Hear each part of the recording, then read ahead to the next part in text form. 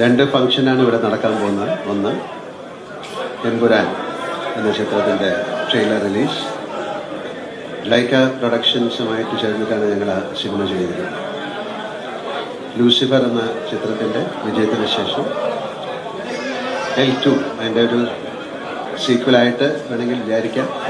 അങ്ങനൊരു സിനിമയാണ്. ലൈക്കയുടെ ഒരു പ്രസൻസ് ആദ്യമായിട്ടാണ് മലയാളത്തിലേക്ക് വരുന്നത്. ഒരു ബിഗ് ബഡ്ജറ്റ് ഫിലിമാണ്. ഒരുപാട് വിദേശ രാജ്യങ്ങളിൽ ഷൂട്ട് ചെയ്തൊരു സിനിമയാണ്. UK, USA, ദുബായിലൊക്കെ രാജ്യം. ആശീർവാദിൻ്റെ 34th ഫിലിമാണ്. അതിൻ്റെ ട്രെയിലർ ലോഞ്ചാണ് എല്ലാ ഭാഷയിലും, മലയാളം, തമിഴ്, തെലുങ്ക്, കന്നഡ, ഹിന്ദി.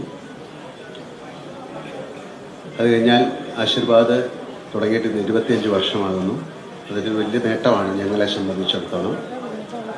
നിങ്ങൾ നൽകിയ സഹകരണവും പ്രേക്ഷകരുടെ സ്നേഹവും ഒക്കെ തന്നെയാണ് ഈ 25 വർഷത്തെ ഞങ്ങളുടെ യാത്രയ്ക്ക് എനർജി പകർന്നത്. ഒരുപാട് സിനിമകൾ, 34 സിനിമ എടുത്തു. 35ാമത്തെ സിനിമ ഞങ്ങൾ തുടങ്ങുകയാണ് സത്യനന്ദിക്കാടിൻ്റെ. 25 വർഷം ഒരു നിർമ്മാണ കമ്പനി കൊണ്ടുപോകുക എന്ന് പറയുന്നത് ഒരു വലിയ ചലഞ്ചാണ്. അതിലുപരി ഒരുപാട് പേർക്ക് നമുക്ക് തൊഴിൽ കൊടുക്കാൻ സാധിച്ചു. ഇവൻ കോവിഡ് സമയത്ത് പോലും ഞങ്ങൾ ഒരുപാട് 3-4 ചിത്രങ്ങൾ എടുത്തു. OTTക്ക് വേണ്ടിയിട്ടാണ് എടുത്തത്, പക്ഷേ വീട്ടിൽ ഞങ്ങൾ തിയേറ്ററിൽ റിലീസ് ചെയ്തു. പ്രേക്ഷകരുടെയും നിങ്ങളുടെയും സഹായ സഹകരണങ്ങൾ വീണ്ടും പ്രതീക്ഷിക്കുന്നു. ആശീർവാദം ഇനിയും വലിയ വലിയ ചിത്രങ്ങൾ എടുക്കാൻ സാധിക്കട്ടെ എന്ന് പ്രാർത്ഥിക്കുന്നു.